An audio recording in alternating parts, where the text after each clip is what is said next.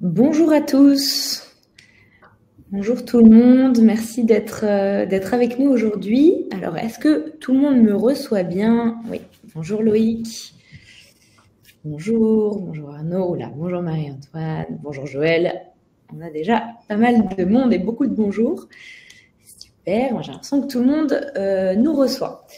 Bienvenue dans ce webinaire aujourd'hui sur les tendances et innovations pour vos programmes de formation CAP vers 2025. Aujourd'hui, on va être 3 pour vous accompagner tout au long de ce webinaire qui va durer un petit peu moins d'1 heure. Et donc moi, je suis Madeleine, je travaille chez WooClap et donc je suis Lead Customer Success Manager. Et donc mon rôle, c'est d'accompagner les équipes d'ingénierie pédagogique, de learning dans les entreprises et dans les écoles partenaires et d'accompagner donc toute mon équipe pour que vous soyez accompagnés au mieux. Et donc WooClap, c'est une entreprise qui propose des outils, donc WooClap et WooFlash, qui permettent d'impliquer vos apprenants en temps réel et en asynchrone, donc notamment grâce à plus de 21 types de questions et activités pour rendre des formations plus dynamiques et engageantes. Donc voilà pour moi. Je vois qu'on a pas mal de bonjours et que je pense que tout le monde se connecte au fur et à mesure, mais donc je vais laisser mes chères intervenantes se présenter. Donc voilà pour WooClap, avec 50 millions d'utilisateurs et plus de 5000 clients. Et je vais laisser la parole à Françoise. Bonjour à tous, merci Madeleine pour cette invitation de Centre Info dans le webinaire WooClap sur un sujet qui est vraiment un sujet d'actualité passionnant. Alors, je suis Françoise Gérard, je suis directrice générale adjointe de Centre Info et je vais prendre juste quelques secondes pour vous présenter davantage Centre Info si vous ne le connaissez pas. Centre Info, c'est un organisme national expert sur la formation des adultes qui existe depuis 1976 et il s'adresse aux professionnels de la formation, de l'apprentissage et des évolutions professionnelles que vous êtes. Avec un modèle hybride, et vous retrouverez plusieurs activités de notre association. D'abord, on a une mission de service public et d'appui aux décideurs pour faire connaître les politiques de formation en France, en Europe, en région. Et surtout, donner les clés à tous de ces dispositifs qui peuvent être, soyons très honnêtes, parfois assez complexes, comme les nouvelles lois. Donc, on fait de l'observation, on décrypte ce qui se passe au niveau de la gouvernance, au niveau des dispositifs. Nous capitalisons et nous diffusons beaucoup d'informations sur notre site de façon gratuite. Et en gros, on est quand même un très gros éditeur de contenu et producteur de contenu.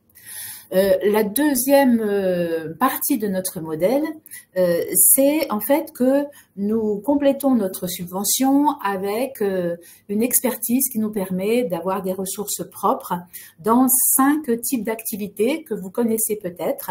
D'abord, on a une presse qui est quotidienne et un magazine bimensuel où toutes les actualités sont reprises et approfondies par des journalistes. Nous avons des éditions techniques. La plus connue, je pense, c'est les fiches pratiques du droit de la formation professionnelle qui rassemblent l'intégralité de la réglementation, réalisée par des experts, donc à la fois en droit et en ingénierie de formation, de certification, qui sont des sujets clés en ce moment. Nous sommes un organisme de formation certifié Calliope et nous adressons toujours là aux professionnels pour renforcer leur professionnalisation. Et enfin, nous organisons des événements, qu'il s'agisse de masterclass qui décryptent des sujets relativement complexes, jusqu'à des très gros événements comme la prochaine université d'hiver de la formation professionnelle qui réunit tous les 2 ans l'ensemble des parties prenantes de la formation avec 1500 personnes sur 4 jours. Et vous comprendrez que, en fait, je vais appuyer mes propos sur nos observations, sur les différentes expertises de Centre Info, sur nos observations collectives, sur les reportages qu'on peut avoir dans nos magazines et sur la programmation de la prochaine UHFP qui est pour nous toujours un moment pour trouver des pépites, pour mettre en avant des tendances. Et ce sont ces tendances-là qu'on souhaitait avec Leïla mettre en avant pour vous pendant ce webinaire. Merci Françoise, merci Madeleine également de m'avoir invitée puisque en fait, moi, j'interviens un peu sous 2 casquettes, parce que j'interviens en mon nom pour Apprenance Lab, qui est donc un organisme que j'ai fondé il y a quelques années, un organisme de conseil et de formation dédié au secteur de la formation professionnelle, plutôt même au niveau de l'écosystème des compétences, parce que j'ai une vision plus large et ça transparaîtra aussi dans notre dans ce qu'on souhaite vous présenter avec Françoise. Et donc, dans le cadre d'Apprenance Lab, j'interviens auprès d'acteurs de la compétence, d'acteurs de l'écosystème de la compétence, pour permettre justement de développer l'activité avec du sens, de l'efficience. C'est vraiment les mots. Et à ce titre, je vais intervenir avec différents, différents, comment dire, collègues, collaborateurs, des personnes qui font partie de mon écosystème, et on va se compléter pour apporter une offre sur mesure avec de l'IA, du no-code, de la pédagogie, bref, un couteau suisse. Et dans ce cadre-là, j'ai le plaisir, comme je suis ingénieure pédagogique, de travailler avec Françoise Gérard et pour Centre Info à la programmation de l'UHFP 2025, l'Université d'hiver de la formation professionnelle. Et donc, je rebondis sur ce que tu viens de dire, Françoise. C'est vrai que c'est l'occasion pour nous d'aller récolter vraiment des tendances au cœur même des activités menées par les acteurs. Et ça va beaucoup alimenter notre présentation d'aujourd'hui. Donc voilà, je suis enchantée d'être là et à nouveau, merci Wooclap pour cette occasion. Mais merci beaucoup à toutes les deux. Et merci pour vos présentations. Donc aujourd'hui, comme je pense la plupart d'entre vous l'auront compris avec le titre du webinaire, mais on va aller voir et explorer les tendances à venir pour 2025, les tendances de la formation, pour vous donner des pistes de réflexion et pour préparer les programmes de formation de l'année prochaine qui arrivent déjà rapidement. Et on va commencer avec la première partie de notre webinaire qui va concerner les attentes des apprenants et des entreprises pour 2025. Donc, je vais commencer peut-être avec une première question pour nos invités aujourd'hui. Alors, Leïla et Françoise, quelles évolutions est-ce que vous avez observées dans les attentes des apprenants ces dernières années? Alors, Madeleine, on peut observer que de la part des apprenants, on a des attentes qui sont relativement traditionnelles, enfin, je veux dire, qui sont des attentes de professionnalisation, souvent en rapport avec l'entreprise, quand les formations sont en effet prises en charge par l'entreprise. Et ce qu'on peut dire de plus, peut-être d'un mouvement qui s'étend, c'est que aujourd'hui, on constate, et les dernières études le donnent, que 70% des salariés sont prêts, en effet, à évoluer professionnellement. Ce qui veut dire que pour eux, enfin, les salariés ou les demandeurs d'emploi, enfin, en tout cas les personnes, les publics qu'on reçoit en formation, viennent aussi dans un objectif qui n'est pas seulement de s'armer, de se professionnaliser pour l'environnement où ils sont en ce moment, mais aussi d'élargir leur vision dans un objectif de mobilité, soit d'élargissement des fonctions dans leur propre entreprise ou secteur ou ailleurs. Donc, il faut avoir ça en toile de fond, c'est-à-dire qu'on a des attentes quand même qui sont multiples et qui sont sur des temporalités différentes. Alors, de façon plus générale, on peut remarquer qu'on a vraiment maintenant un développement, et je dirais même un franc succès des formations certifiantes. Donc là, je ne vais pas l'apprendre à nos auditeurs qui sont vraiment aussi dans cette lame de fond. Ces formations certifiantes, elles ont très certainement été boostées par le dispositif du compte personnel de formation. En moyenne, en ce moment, une formation qui est suivie en CPF, elle dure 73 heures. Ça veut dire que c'est pas du très rapide learning, mais c'est pas non plus de la grande reconversion. Et on est sur, voilà, je dirais que c'est presque le curseur haut des durées de formation, excepté les formations qui sont réellement des formations prises en compte pour des transitions professionnelles, des reconversions, et qui là sont très minoritaires en volume. Donc voilà, on a en général des formations relativement courtes et qui peuvent aller en effet jusqu'à 70 heures. Quand c'est pas par le CPF, on a plutôt des moyennes de 21 heures.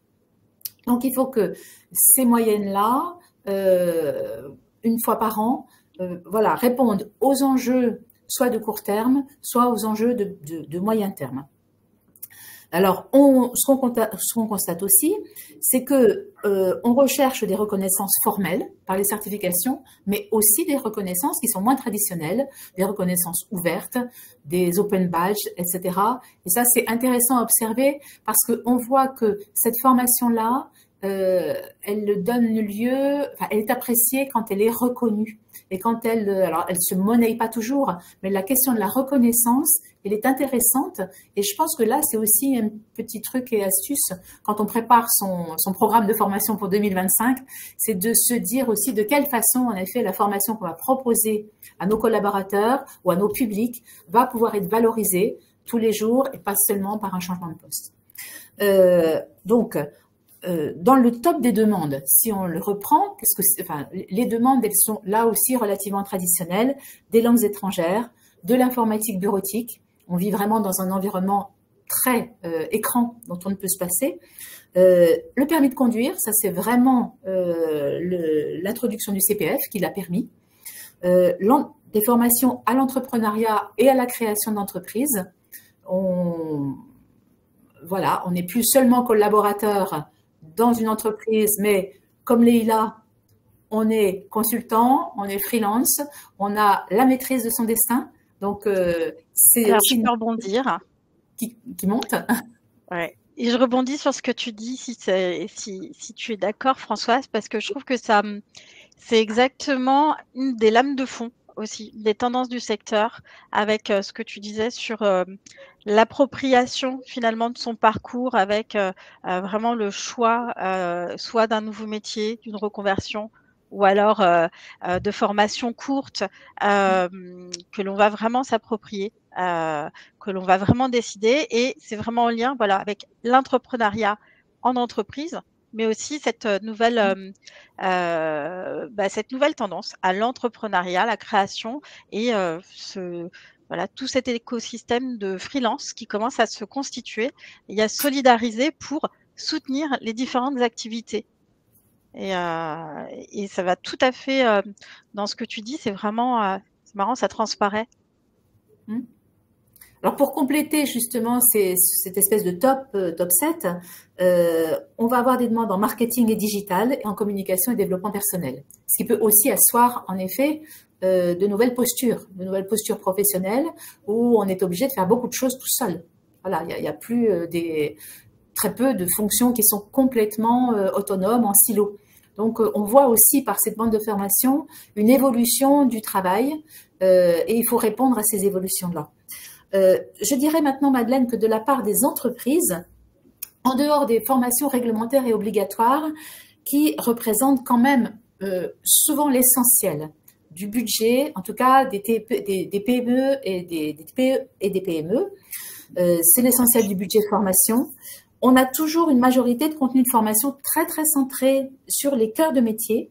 Et la transition oblige, centré aussi sur les transformations de ces métiers. Transformation pas forcément voulue, transformation suivie, mais en tout cas, on voit bien qu'on a une préparation, une anticipation à des métiers qui changent, à des activités émergentes, et il faut vraiment se mettre en veille sur cette question.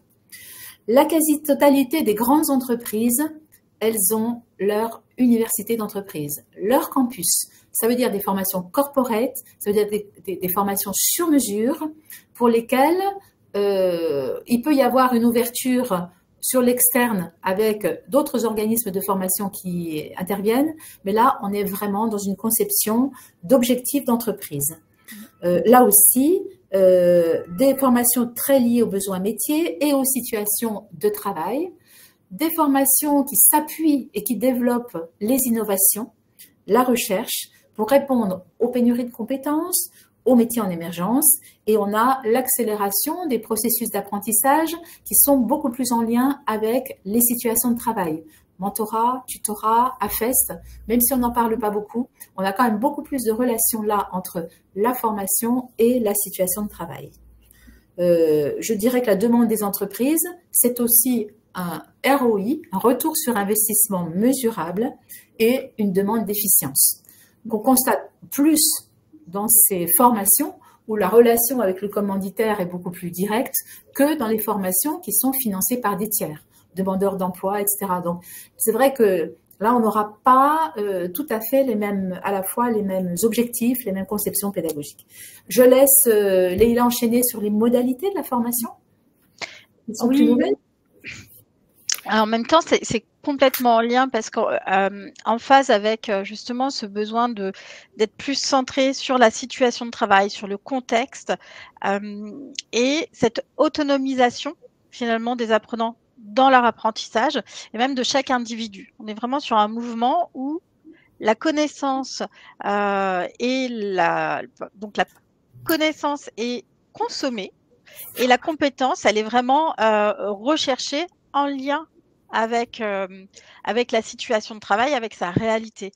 Alors, j'espère que je jargonne pas, mais c'est vrai que on le ressent beaucoup avec ce que tu disais, la FEST, l'alternance, l'apprentissage qui a vraiment eu une impulsion importante grâce au financement et qui prend beaucoup de place dans les campus. Et ça se ressent dans les modalités, puisqu'aujourd'hui, on est vraiment sur des modalités hybrides.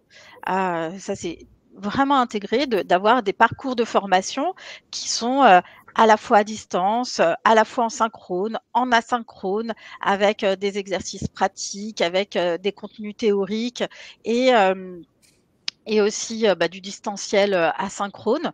On est vraiment dans une recherche finalement de formations qui sont suffisamment variées pour pouvoir être adaptées au parcours des individus en lien avec leurs objectifs et puis ceux des entreprises.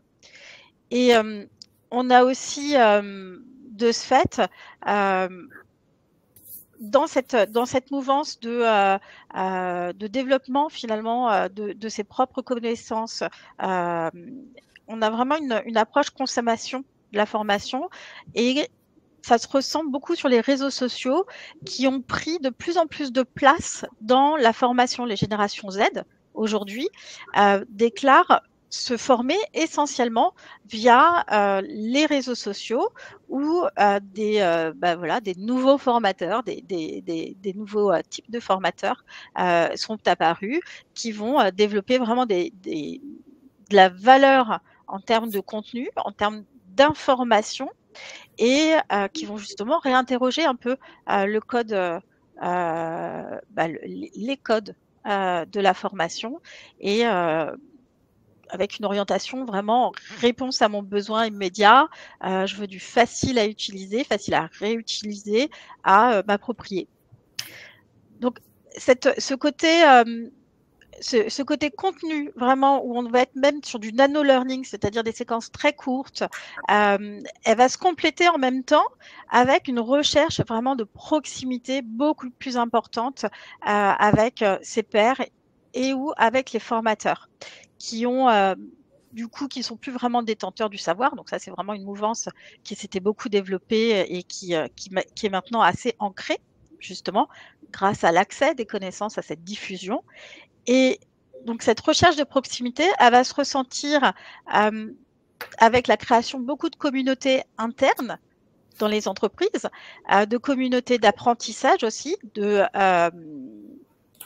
dans les réseaux sociaux, on est aussi sur des canaux de discussion spécialisés. Sur LinkedIn, on a vraiment beaucoup de groupes aussi qui se créent et qui vont apporter toute la dimension échange, rencontre, partage entre pairs qui avait un peu manqué au début sur le e-learning et sur la diffusion des parcours hybrides et qui aujourd'hui vraiment revient et se construit en fait avec une proximité, voire une localité virtuelle des formations et des relations entre apprenants. Donc, je trouve que ces deux éléments, ils sont vraiment constitutifs aujourd'hui des nouvelles modalités, c'est-à-dire le travail sur du contenu sous forme de briques, de nano-learning. On va pouvoir avoir une bibliothèque de ressources sur lesquelles on va piocher, on va adapter un parcours auprès des apprenants avec des formats qui sont aujourd'hui déjà voilà, bien intégré, le podcast qui fait partie, enfin qui est encore en émergence, mais qu'on voit de plus en plus dans les parcours de formation, les vidéos, la consommation des formations sur mobile. Et donc ça, c'est vraiment des tendances qui se confirment et qui dessinent en fait plus des nouveaux parcours. Je pense que, enfin, évidemment, on est aligné, Françoise, puisqu'on collabore ensemble et on a préparé ce webinaire. Mais je trouve que c'est aussi ce qu'on ressent dans la construction de l'Université d'hiver de la formation professionnelle. C'est finalement les intervenants mettent ça aussi en recherche de pouvoir aller sur finalement une diversification des possibilités et en même temps d'aller au plus près de la réponse aux besoins. Merci Leïla et merci Françoise. Et c'est hyper intéressant tout ce que vous nous partagez et je pense que ça peut être aussi intéressant de voir l'avis un peu de tous ceux qui nous écoutent aujourd'hui sur toutes ces tendances et nouvelles modalités de formation. Alors, je vais vous inviter, s'il vous plaît, à scanner le QR code que vous voyez à l'écran ou bien à cliquer sur le lien que je pense Charlotte va vous partager tout de suite dans le chat, effectivement, pour rejoindre l'événement WooClap et vous allez pouvoir répondre à une toute petite question très rapide juste après. Alors, je vois qu'on est une quinzaine à avoir rejoint l'événement. Je vais attendre quelques petites secondes et comme ça, on aura un webinaire participatif. Vous allez pouvoir aussi nous partager vos impressions. Hop. Alors, nous sommes 43. Aujourd'hui, on est un petit peu plus nombreux dans le webinaire, donc je vais laisser le temps, quelques secondes à tout le monde pour se connecter. Et vous pourrez bien sûr toujours cliquer sur le lien que Charlotte a envoyé, même une fois que j'aurai changé de diapositive. Ok, ça se stabilise un petit peu. 55. Je vais vous poser la question. N'hésitez pas à continuer à cliquer sur le lien qui est dans le chat si vous n'avez pas encore eu le temps de rejoindre l'événement. Et donc voilà la question qu'on souhaite vous poser aujourd'hui. Selon vous, quelles ont été les tendances les plus présentes en 2024 ? Donc voilà, je vais vous laisser le temps de répondre. Donc on a l'utilisation de l'IA, du social learning, du micro-learning, de la formation en situation de travail, de la formation immersive. Donc on parle de VR ou d'AR, ou encore peut-être d'autres choses. Je vous laisse répondre. Donc on voit quand même que l'utilisation de l'IA arrive en masse, ce qui m'étonne assez peu. Je ne sais pas si Leïla ou Françoise, vous voulez rebondir sur ce que vous voyez à l'écran. Alors moi, j'étais sur la question que tu m'as fait remonter. Ah bah oui, là, l'IA, oui, c'est vraiment la tendance majeure. Ouais. Alors, ce sera intéressant, c'est un point qu'on va aborder après. Ce sera intéressant de voir finalement sous quel angle on voit l'intelligence artificielle, parce que l'intelligence artificielle, on pense tout de suite à l'IA générative, à ChatGPT, enfin à OpenAI, etc. Mais finalement, c'est assez vaste et les possibilités de l'IA sont vraiment importantes. Et évidemment, c'est une tendance qui va enfin, de toute façon, je vais pas tout dire tout de suite puisque c'est la partie suivante, mais je suis vraiment pas étonnée. Et je vois également le micro-learning et le social learning comme le haut, ça sera intéressant de voir ce qui est dit et la formation en situation de travail. Moi, je serais intéressée de voir sur le chat si vous voulez compléter, notamment sur la formation en situation de travail et autres, si vous voulez préciser. Parce que la formation en situation de travail, voilà, dans quelle mesure c'est quelque chose que vous avez ressenti comme une tendance? Est-ce que vous voyez des freins ou au contraire des avantages? Et le micro-learning, il est vraiment ancré et on parle, comme je vous l'ai dit aujourd'hui, vraiment de nano-learning. On le verra ensuite. Ça me permet de rebondir juste sur une question, Charlotte, qui avait été posée par par, par Clara. Et effectivement, la question justement du nano-learning et de cette flexibilité des parcours, il faut qu'elle soit soutenue par la technologie. Donc, de nouvelles solutions LMS, ou en tout cas des nouvelles solutions qui vont permettre d'embarquer l'espace d'apprentissage. C'est là où on va vraiment voir des évolutions. Il y a déjà des nouvelles plateformes qui se sont développées. On a beaucoup de plateformes en adaptive learning, on le verra aussi un peu plus tard, mais on va sûrement voir vraiment une évolution sur ce point-là. Et pour répondre à Céline, la comodalité, donc qui posait la question, est-ce qu'on est plus sur des parcours hybrides ou des parcours en comodalité? Je trouve ça intéressant parce qu'en fait, la différence de la comodalité avec l'hybride, c'est que l'hybride, finalement, on a des séquences des briques, qui vont être mises les unes à côté des autres pour réaliser un parcours. La comodalité, c'est que dans un même temps, finalement, on va pouvoir avoir des personnes, des apprenants, qui vont avoir des briques différentes. Le cours comodal aujourd'hui est assez facile à mettre en place en présentiel, hein, c'est vraiment l'apprentissage en auto-formation, en asynchrone aussi, et en synchrone, à distance, c'est encore peu développé. Moi, j'en réalise quelques-uns, j'en ai vu aussi, et c'est possible que ce soit une tendance, mais voilà, pour l'instant, c'est vraiment émergent parce que la capacité à avoir dans un même temps des personnes qui vont travailler sur différents contenus, dans différentes situations, c'est quelque chose voilà, qui est encore flexible et qu'il faut outiller pour pouvoir vraiment le mettre en place. Merci pour ça et pour vos retours sur les questions et tous ces échanges qu'on arrive à créer pendant le webinaire. Et justement, on voit pas mal de nouvelles choses, l'IA, le micro-learning, enfin, nouvelles choses, d'autres choses qui continuent à évoluer en tout cas. Et justement, Françoise, Leïla, quels conseils est-ce que vous donneriez aujourd'hui aux responsables de formation pour mieux anticiper les besoins de compétences de demain? Alors, on y a réfléchi, on s'est dit évidemment que la première chose, c'est la veille. C'est la veille que vous opérez en réalité par vos lectures, par vos contacts, par vos pairs, par les événements, par les médias, dans votre propre entreprise, en interne et en externe.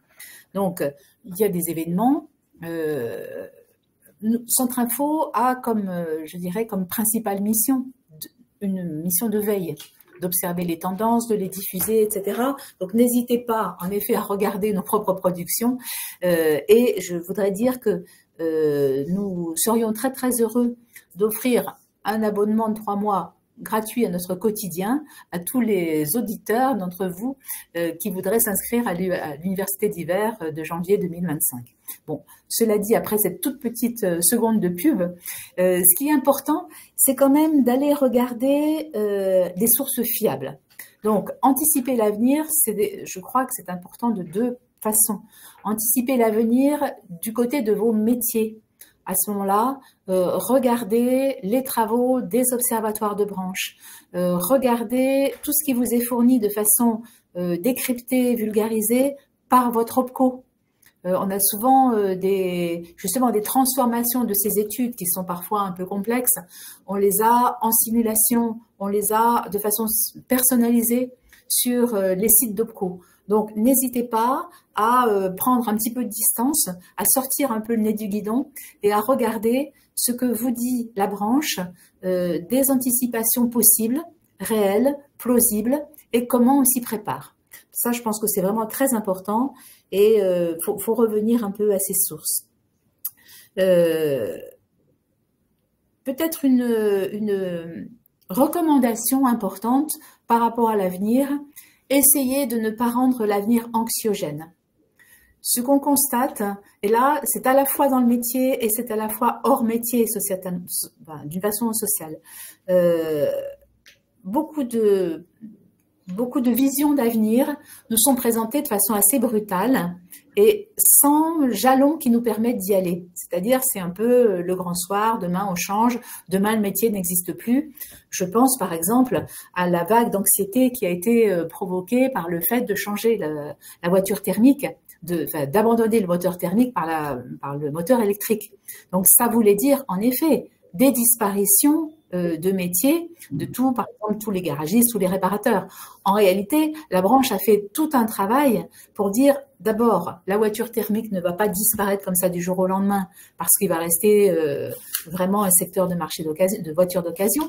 Et ensuite, tout ça se prépare. Donc, vous allez, en effet, et nous allons vous aider à ce changement de métier par d'autres formations, par des préparations. Tout ça va être jalonné. Et on a vu comment, en effet, la responsabilité de la branche, des acteurs paritaires, des acteurs des employeurs, de la formation, était importante pour aider les salariés, les collaborateurs à passer le cap. Donc, je pense que déjà, si vous pouvez trouver une façon de réfléchir avec les collaborateurs, par les formations par exemple, à envisager cet avenir, c'est vraiment un grand plus. C'est-à-dire qu'il faut chercher ensemble les représentations d'un futur acceptable et montrer les jalons et les étapes de changement. Et ça concerne tout le monde. Ça concerne tous les supports et ça concerne vraiment, je dirais, une sorte de question globale de la société qui fait que tant que c'est pas, je dirais, abordé professionnellement, on reste dans des inquiétudes et on voit que les gens restent relativement isolés et assez résistants aux propositions de changement qu'on peut leur faire. Donc, formation métier, vous tournez vers les sources, impliquez vos collaborateurs dans une réflexion d'anticipation. Ce qu'on a constaté, et on en aura pas mal d'exemples à l'université, c'est des réflexions par méthode de design fiction. Léla en parlait tout à l'heure, c'est-à-dire on imagine, voilà, dans 10 ans, on se retrouve tous ensemble, qu'est-ce que ça va donner? On imagine plusieurs scénarios, celui d'aujourd'hui, exactement l'inverse, etc. Et peu à peu, on décortique et on voit quelle place on peut prendre là-dessus. Donc, ça, c'est important aussi. Ce sont des méthodes qui sont beaucoup développées en ce moment. Et puis, je pense que là où le responsable de formation a une réelle responsabilité, c'est surtout d'essayer de ne pas creuser les fossés qui existent entre les plus qualifiés, les moins qualifiés.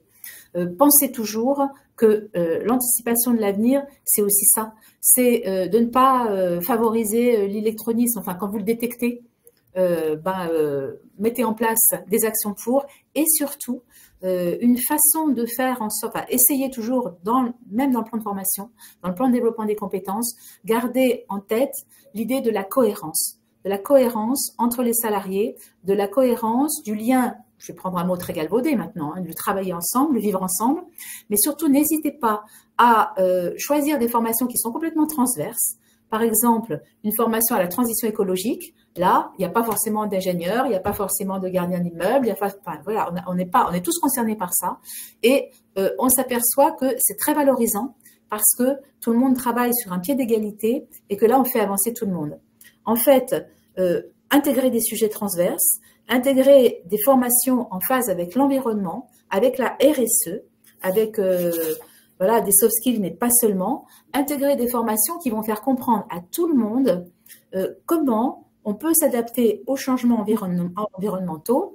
Je pense que maintenant, tout le monde a une idée ou a entendu parler ou a participé à une fresque du climat. Et notre conviction, c'est que si vous intégrez, si vous anticipez ça, ça veut dire que vos salariés, vos collaborateurs ou les publics que vous avez seront en phase avec les changements. C'est-à-dire ils seront dans un mouvement et changer eux-mêmes sera une moins grande difficulté que si tout d'un coup vous avez un projet, vous n'en parlez pas et vous essayez de faire une conduite du changement.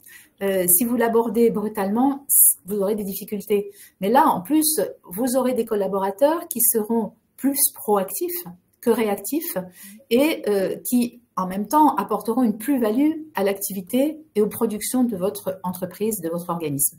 Donc ça, c'est très important parce que je pense qu'il ne faut pas considérer un plan de formation, un plan de développement des compétences uniquement comme des réponses techniques, des modules et de la gestion. Et je pense que ça, c'est quand même une clé d'anticipation. Donc, on répond à des enjeux sociétaux. Ce que nous, on voit monter vraiment dans les développements, ce sont aussi des formations aux luttes contre les discriminations, hein, contre les harcèlements de différentes natures et les harcèlements sexuels au travail, par exemple. Donc ça monte aussi beaucoup. On voit là aussi, en filigrane, comment notre société évolue. On a beaucoup de demandes de formation à la sécurité ou à la cybersécurité, ce qui veut dire que là, on n'est pas toujours... je dirais, on se protège quand même, on ne protège pas toujours nos données. Donc là aussi, repenser avec un cran au-dessus de la réalité. Anticiper l'avenir, c'est ça. Et puis, on favorise l'accès et les mécanismes d'innovation. Voilà ce qu'on peut dire comme recommandations diverses par rapport à cette préparation de l'anticipation. Leïla, vous aviez, je pense, un petit point pour compléter avant qu'on puisse passer à notre partie sur l'intelligence artificielle. En fait, c'est tout à fait en lien avec ce que dit François, c'est-à-dire que on voit bien qu'aujourd'hui la formation, en tout cas la formation professionnelle, aujourd'hui elle reste un socle fort pour justement permettre l'employabilité, mais on n'est plus dans quelque chose de rigide et de fermé. Comment dire, le rôle de la formation professionnelle en tant que comment dire,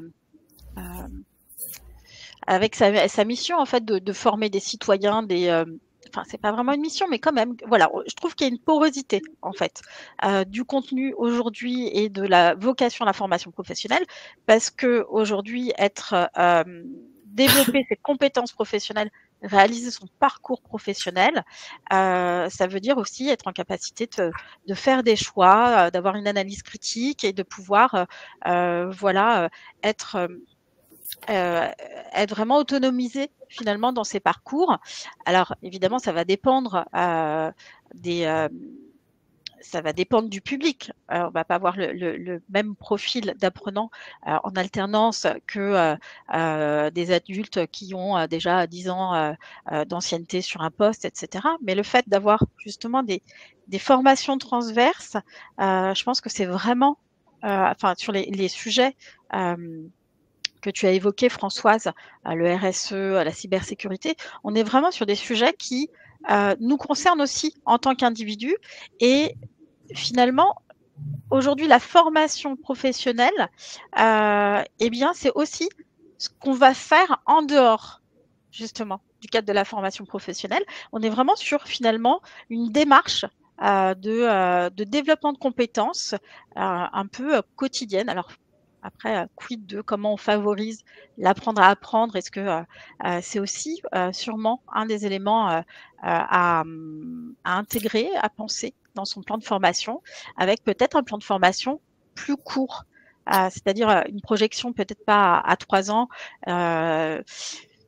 peut-être même pas à 1 an. Moi, j'avais le cas d'un responsable de formation qui avait développé des plans de formation qui étaient flexibles à 3 mois. Alors évidemment, pas tout, mais quand même avec vraiment des marges de manœuvre, et ça lui permettait en fait d'être plus réactif aux besoins de son entreprise et aux besoins des salariés dont il avait la charge. Et ça, c'est aussi possible aujourd'hui, parce que moi, c'est ça que j'avais envie, ce sur quoi j'avais envie de rebondir, c'est qu'aujourd'hui, on est vraiment en capacité de le faire.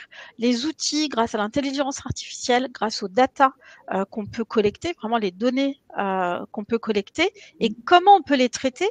Aujourd'hui, on est en capacité de pouvoir interpréter, de pouvoir avoir une démarche proactive sur comment finalement les métiers vont évoluer, quelles compétences je vais avoir besoin dans mon secteur sur les prochaines années.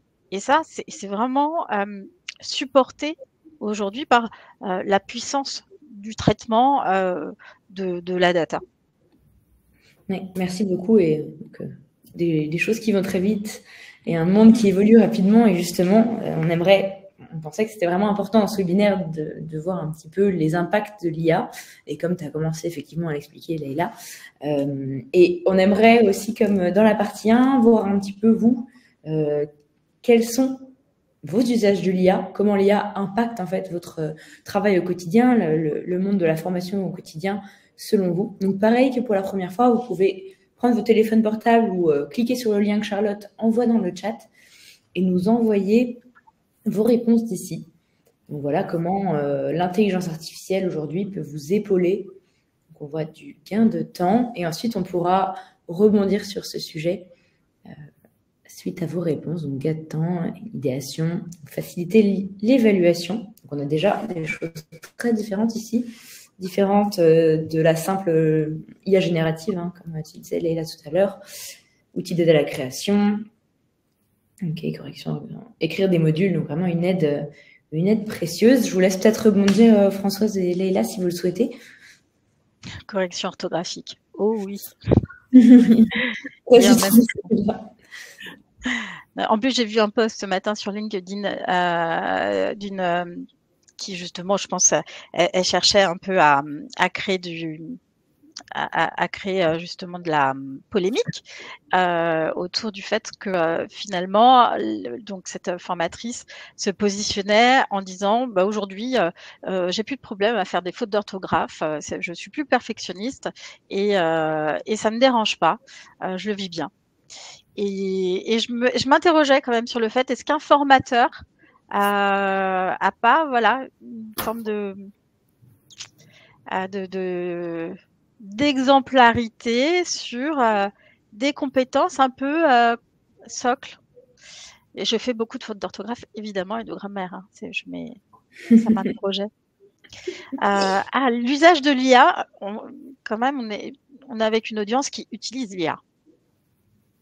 Hein, je ne sais pas à quel niveau d'apprentissage vous êtes, mais vous êtes tous au moins en train de discuter avec ChatGPT pour rédiger, générer des quiz, des scénarios, reformuler. Pas mal effectivement de réponses et d'usages différents. Donc on a l'impression que vous avez déjà pris en main un petit peu l'IA, en tout cas pour une grande partie d'entre vous. Et justement, donc Leïla et Françoise, quelles applications concrètes de l'IA sont déjà utilisées pour optimiser les parcours d'apprentissage en entreprise aujourd'hui? Qu'est-ce qu'on connaît aujourd'hui de ce sujet? Là, ça ressort vraiment, je trouve, dans les réponses dans le chat, dans le quiz sur WooClap, c'est que on est aujourd'hui vraiment sur l'assistance, en fait, via l'intelligence artificielle, enfin les outils d'intelligence artificielle générative. Donc, on va discuter avec les outils pour améliorer nos contenus, pour concevoir des quiz, pour aller synthétiser des documents et aussi pour pouvoir éventuellement automatiser. Donc là, on est sur, on va dépasser la question de l'IA générative en utilisant l'IA plus pour aller chercher une meilleure productivité et un meilleur retour une meilleure productivité, une meilleure efficacité professionnelle. Et je pense qu'aujourd'hui, on commence à bifurquer en fait sur ça commence à arriver, c'est-à-dire que entre j'ai un assistant à qui je peux poser des questions qui va m'aider à rédiger des cours, etc. On commence vraiment à comprendre que ça peut quand même m'aider à faire plus. Et finalement, est-ce que à partir de certaines données, est-ce que je vais pas pouvoir automatiser la création de quiz, l'interprétation, les feedbacks en fonction des réponses. Et les applications aujourd'hui vraiment de l'intelligence artificielle, on est vraiment sur une recherche aujourd'hui d'améliorer son prompt engineering. Et en même temps, le sujet est presque pas là, j'ai envie de dire. Moi, je l'utilise évidemment, l'IA générative, mais la puissance de l'outil aujourd'hui, elle va aussi se donner sur l'analyse de la donnée et qu'est-ce qu'on en fait. C'est-à-dire que justement, tous ces contenus, tous ces éléments qu'on va avoir, qu'est-ce qu'on va faire de ces données? Est-ce que ça peut nous servir? Et comment je peux m'en servir pour améliorer la performance, l'efficience? Moi, je préfère l'efficience finalement des parcours de formation pour les apprenants, pour l'entreprise. Et ça, c'est vraiment sur le traitement de la data, c'est-à-dire quelles données je vais utiliser et qu'est-ce que je vais en faire. Et ça nous permet, en tout cas, moi je trouve que c'est hyper intéressant parce que ça nous permet d'adapter vraiment la formation au contexte de l'entreprise, au contexte de la situation de travail et au contexte de l'apprenant. Alors, évidemment, ça demande un travail de récolte, de curation et ensuite d'exploitation. Et donc là, je rebondis sur la slide d'après, sur le machine learning, parce que le machine learning, c'est justement, comment dire, c'est la partie de l'intelligence artificielle où, à partir de la récupération des données, vous allez entraîner en fait l'intelligence artificielle à partir de vos propres attentes et de votre propre analyse de la donnée. Et à partir du moment où vous travaillez sur ça, vous allez être dans une situation prédictive de la compétence. C'est là où, donc je rebondis avec ce qu'on disait tout à l'heure sur comment on peut anticiper les besoins de compétences. Et ben, le machine learning va vraiment vous permettre ça. Et aujourd'hui, on a ces compétences-là qui sont presque à portée de main, en tout cas de beaucoup de personnes, parce que les outils se sont simplifiés. Et qu'en plus, on est dans une mouvance, c'est-à-dire qu'on le voit vraiment à l'UHFP, parce qu'on a France Travail, on a les départements, et on voit qu'il y a vraiment une synergie, une recherche de « Ok, moi j'ai telle donnée, le code ROM a encore évolué, on a toutes les compétences qui ont été identifiées. » Donc, et tout ça, c'est en open source. C'est-à-dire que potentiellement, on a ça qui peut aller nous aider à dire voilà les compétences qui sont recherchées pour tel et tel poste par rapport moi à mon entreprise ou à mon organisme de formation. Voilà ce sur quoi j'ai le plus de besoins, ou j'ai le plus de retours, ou voilà les parcours de mes salariés ou de mes apprenants à la sortie des parcours de formation. Et toute cette donnée-là, aujourd'hui, on peut l'avoir donc en interne, en traitant notre donnée interne, et en externe par l'ouverture justement de ces sources d'informations. Et ça, pour moi, je trouve que c'est hyper précieux. Et effectivement, merci pour ces deux grandes pistes. Et je pense qu'il y a une question qu'on se pose beaucoup. Je crois voir dans le chat, Magali, une remarque par rapport un petit peu à ça. Selon vous, quels sont les défis éthiques et pratiques à prendre en compte justement lors de l'implémentation de l'IA dans la formation? Parce qu'on a plein de choses à faire, mais après, comment faire pour que tout le monde monte à bord de manière sereine, disons? Ton micro est coupé, Françoise. Pardon. Merci beaucoup.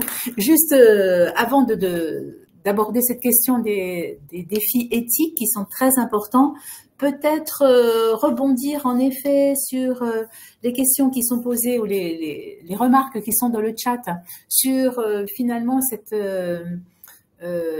éducation de la machine et notre éducation à nous servir de l'IA. En effet, il peut y avoir des grosses déceptions si on ne sait pas s'en servir. Donc, ce qu'on constate de façon générale, et ce que les spécialistes constatent par rapport à l'utilisation de l'IA en formation, c'est que on manque encore, nous, de maturité. C'est-à-dire les formateurs devraient, en fait, devenir les maîtres d'apprentissage de l'intelligence artificielle générative en lui posant en effet des prompts, c'est-à-dire des requêtes qui s'appellent des prompts, de façon très très très pertinente, parce que tant que vous n'avez pas appris à poser, à faire vos prompts, vous allez générer des biais, des réponses fausses, etc. Donc on a encore beaucoup à apprendre sur l'utilisation de l'IA, et ça c'est une première étape, parce qu'il faut qu'on devienne peut-être même plus habiles parfois que les publics. Enfin, les profs d'université, par exemple, ils en sont à se demander comment ils vont évaluer des copies qu'on leur rend et dont ils voient très bien que c'est fait par l'IA. Donc, certains ont décidé de porter leur évaluation sur la qualité des prompts. Vous voyez qu'on change quand même complètement d'optique par rapport à l'évaluation des connaissances.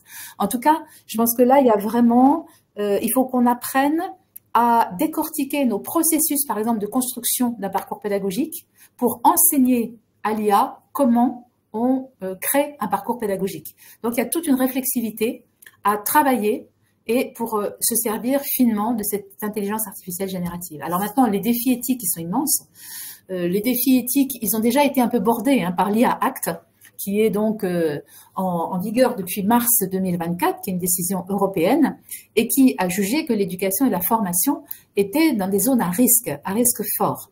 Et donc, on interdit à l'IA, enfin, l'usage de l'IA générative pour faire du contrôle social, comme ça se passe en Chine, par exemple.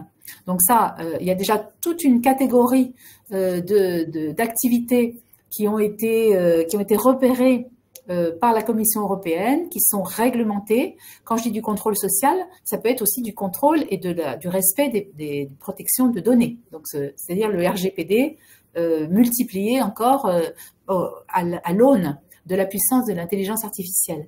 Donc, on a en effet une régulation par le niveau des risques. Donc, il y a des risques qui s'appellent inacceptables.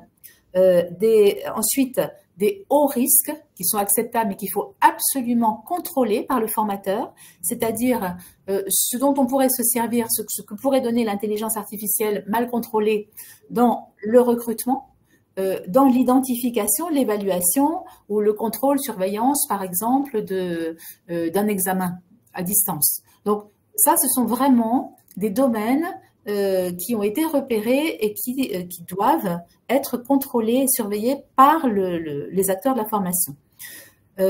Autre défi éthique, c'est donc la protection des données personnelles, dont une part est déjà réglementée par l'IA Act. C'est aussi la question de la propriété intellectuelle. Donc, vous mettez vos données dans ChatGPT gratuit. En tout cas, vous donnez toutes ces données, vous les livrez gracieusement à la communauté et vous ne revenez pas dessus. Voilà. Donc, là, il y a aussi cette question pour les formateurs qui sont souvent propriétaires de leurs ressources, propriétaires de leur contenu. Là, il y a une question de partage. Soit on est en open partage, donc là, ça ne pose pas de problème. Voilà, dans une démarche qu'on accepte, mais parfois on ne s'en rend pas compte. Donc, défi éthique à ce niveau-là.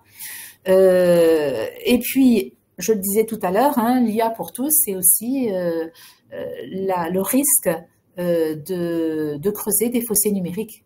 Donc, l'IA pour tous, elle existe.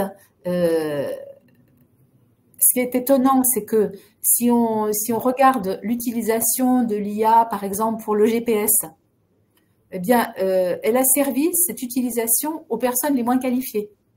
C'est-à-dire que les chauffeurs de taxi en ont énormément profité, mais pas les ingénieurs, par exemple. Donc, vous voyez que parfois, quand l'IA permet à des personnes de faire ou d'accéder à des savoirs qu'ils n'ont pas ou qui seraient trop longs à acquérir, c'est une plus-value. Mais encore faut-il, en effet, voir si l'IA, elle ne vous sert qu'en usage ou à approfondir, etc. Il y a des gens qui peuvent se trouver extrêmement déçus, tout simplement aussi parce qu'ils sont très démunis par la réponse. Or, l'IA, si vous l'utilisez vous-même en demandant un résultat à l'IA, elle vous oblige à être expert quand même de la matière pour vérifier le contenu, pour vérifier la justesse des résultats. Donc, voilà pourquoi nous, on n'est pas encore un secteur tout à fait mûr en termes d'utilisation de l'IA et on doit à la fois se former techniquement et en même temps éthiquement parce qu'on a une responsabilité par rapport à l'usage de l'IA sur les publics. Merci Françoise et merci pour ces précisions sur le côté éthique et peut-être Leïla pour conclure un petit peu sur l'IA. Comment est-ce que tu vois toi l'évolution de l'IA dans le secteur de la formation en 2025 ? Oui, je vais faire court. C'est vrai que l'IA, on est sur une appropriation encore des outils. L'IA générative est de toute façon devenue incontournable dans les différentes dans les différentes échelles de la conception pédagogique et en même temps elle est en train aussi de se développer sur les fonctions support également et Et donc, autant ça va être vraiment intéressant sur la capacité à faire du sur-mesure, à avoir autant de formations que d'apprenants et de passer d'une logique de contenu à une logique d'apprenant, mais vraiment d'être en capacité de le faire, hein, parce que la personnalisation, c'était évidemment quelque chose qui se fait, la différenciation, les enseignants le font, les formateurs le font, mais là, les outils nous le permettent réellement et on va être sur voilà, une appropriation complète de l'intelligence artificielle et qui, justement, va être présente, et on va le voir sur la boîte à outils, mais brièvement évidemment, mais l'intelligence artificielle aujourd'hui, elle diffuse sur tous nos outils. Et aussi bien les modalités de réalité virtuelle, réalité augmentée, qui pouvaient être réservées à des gros investissements, aujourd'hui, nous permettent, pour créer des parcours de formation à nouveau en lien avec la situation de travail, eh bien, on peut réaliser des séquences pédagogiques sur ce type ce type de modalité grâce à l'intelligence artificielle, parce qu'elle nous facilite justement les temps de conception. Et cette approche sur mesure, elle va être vraiment supportée, comme je vous le disais, avec des outils comme le no-code. Donc, on a des outils comme on a Notion, on a Airtable, on a Bubble, enfin vraiment beaucoup d'outils qui sont facilités et qui permettent en fait à chacun d'avoir son espace de travail, mais en même temps de collaborer. On a l'augmentation des outils dont on a l'habitude d'utiliser, comme Word, qui sont eux augmentés par l'intelligence artificielle, ou des outils qui font qui se spécialisent avec ça. Par exemple, on a Perplexity comme moteur de recherche, on a la donne justement de ChatGPT sur Google Chrome, Gamma pour créer des slideshows de qualité, Canva qui intègre aussi l'intelligence artificielle. Donc ça, c'est vraiment le côté donc sur mesure avec des outils no code qui permettent à tout le monde de faire son espace de travail et de collaboration. L'IA un peu partout. Et je pense que les réseaux sociaux et les tiers-lieux sont vraiment des solutions qui vont vraiment s'ancrer encore davantage pour supporter justement le côté proximité des apprentissages et le besoin de se retrouver ensemble et d'avancer ensemble. Vraiment l'aspect coopération aussi. Merci, je pense qu'on a déjà effectivement commencé à expliquer un petit peu les innovations pédagogiques et puis la boîte à outils que tu voulais mentionner. Donc, voilà, la dernière partie, on voulait conclure effectivement avec cette question sur les outils et technologies émergentes, lesquelles devraient être prises en compte finalement par les responsables de formation en 2025 et pour le futur.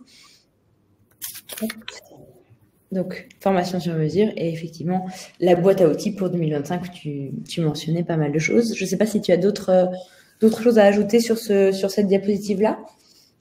C'est surtout qu'on pourra aller plus loin. On a prévu des ressources en complément pour aller plus loin, parce que un webinaire sur les tendances 2025 avec tout ce qui se passe aujourd'hui, on est obligé d'être assez concis et d'apporter plutôt des insights et une compréhension de ce qu'on voit et nous de ce qu'on a capté justement grâce à nos travaux et l'intervention avec l'université d'hiver de la formation professionnelle. D'ailleurs, je trouve que l'offre avec l'info formation est hyper intéressante. Donc, et ça, c'est vraiment des choses qu'on va pouvoir plutôt approfondir à l'issue du webinaire, à mon avis. Peut-être dire aussi que, quoi qu'il arrive, ce qui est intéressant, c'est de faire vivre des expériences aux apprenants. C'est de leur permettre de provoquer une adhésion, d'initier une adhésion, un engagement, une participation, et qu'ils soient vraiment partie prenante. Donc, c'est ça aussi dans le choix des outils. Que ce soit même un outil avec intelligence artificielle ou pas, Je pense que c'est ça qui est le plus intéressant pour qu'il y ait en effet une participation, une implication, un échange, parce que c'est quand même un des leviers de l'ancrage mémoriel. Et tous ces outils nous permettent de ne plus être passifs en réalité. C'est pour ça qu'on parlait de modalités différentes tout à l'heure.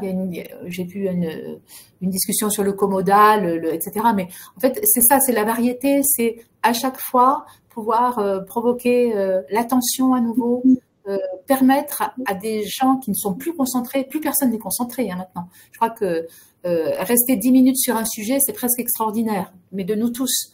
Donc, vous voyez que le challenge pour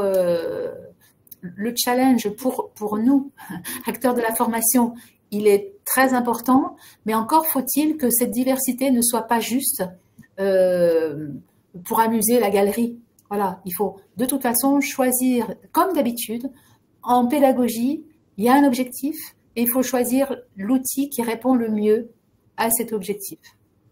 Donc l'intelligence artificielle n'y change rien, elle nous demande une adaptation différente, elle nous demande une maîtrise différente et rapide, mais on reste toujours quand même sur un objectif pédagogique, une intention d'apprentissage, de partage, et qui est assez différente en cela, juste d'un loisir ou d'un divertissement. Merci, merci beaucoup, merci pour ce rappel effectivement de rester en lien avec les objectifs qu'on s'est fixés, ce qui est quand même important. Et peut-être qu'on pourrait conclure avec vous avec quelques mots de ce que vous retenez de ce webinaire. Ça nous fera un beau nuage de mots derrière pendant que l'on conclut. Il y a eu beaucoup de questions, de remarques dans le chat et dans l'onglet questions. Donc, merci beaucoup. Je pense que Leïla et Françoise ont pu rebondir sur pas mal de choses pendant la présentation, mais 1 heure passe très vite. Et donc, nous, ce qu'on va faire de notre côté, c'est qu'on va s'assurer de vous créer des ressources et de continuer à faire suivre les ressources après tous ces webinaires de ces derniers jours et de faire en sorte de répondre à un maximum de questions dans tout ce qu'on pourra vous partager. Donc, merci pour vos réponses. Donc, on retient de l'adaptabilité, de l'ouverture aux technologies, bien définir son besoin, effectivement, un peu comme la conclusion de Françoise, rester en lien avec son objectif. Et moi, il me reste de mon côté à regarder ce beau nuage de mots et puis à remercier Leïla et Françoise d'avoir bien voulu participer et nous partager toutes ces informations passionnantes sur le sujet de la formation et le futur de la formation. Et je remercie aussi Charlotte qui est dans le chat depuis le début de ce webinaire et qui vous a partagé plein de belles ressources. Donc voilà, merci à vous et merci aux participants d'avoir enrichi justement l'intervention. Merci à vous, Clap, et merci Françoise. Merci à vous tous et très bonne journée. À bientôt. Bon appétit à tout le monde et très bonne journée. Au revoir. Au revoir.